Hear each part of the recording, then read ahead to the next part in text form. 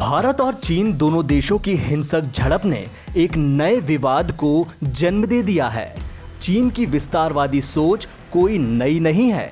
इसका इतिहास उठाकर देखेंगे तो पाएंगे कि हमेशा से ही चीन की नीयत पर फरेब रहा है। चीन में एक ऐसा भी जनरल हुआ है जिसने युद्ध की रीति और नीति दोनों ही बदल दी थी। इस शख्स का नाम है सुन त्सू।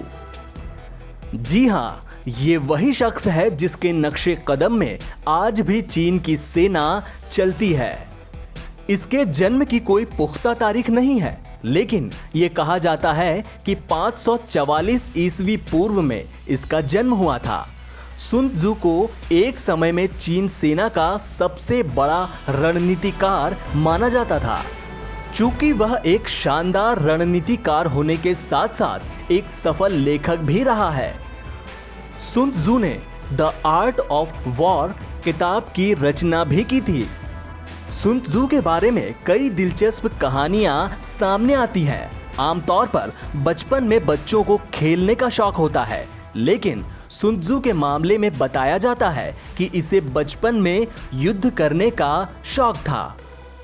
इस दिलचस्पी का एक कारण यह भी हो सकता है कि जिस दौर में सुन त्सू पैदा हुआ, उस दौर में एशियाई देशों में राजा महाराजा अपने क्षेत्र के हिसाब से एक दूसरे के राज्य में आक्रमण करते थे।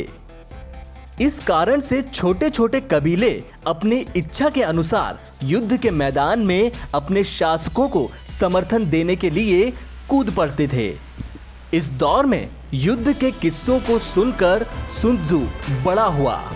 साथ ही उसके मन में भी युद्ध कौशल सीखने का शौक पनपने लगा। उस समय में किसी ने भी यह सोचा नहीं होगा कि आने वाले समय में ये बच्चा चीनी सेना के जनरल का पद संभालने वाला है।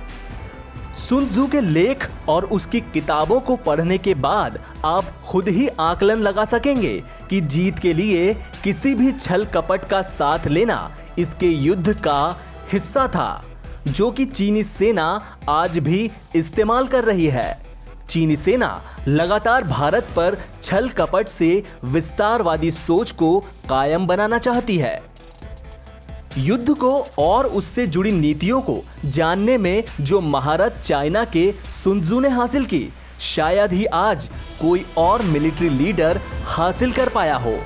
वह युद्ध और उससे जुड़ी नीतियों को लेकर इस तरह संजीदा थे कि एक बार केवल युद्ध में संजीदगी का सबक सिखाने के लिए उन्होंने अपने ही महल की 2 महिलाओं को मौत के घाट उतार दिया था। इससे ही आप आकलन लगा सकते हैं कि ये कितना निर्दयी शासक और रणनीतिकार था। आज भी चीनी सेना उसी नक्शे कदम में चल रही है। एनबीटी ऑनलाइन की रिपोर्ट।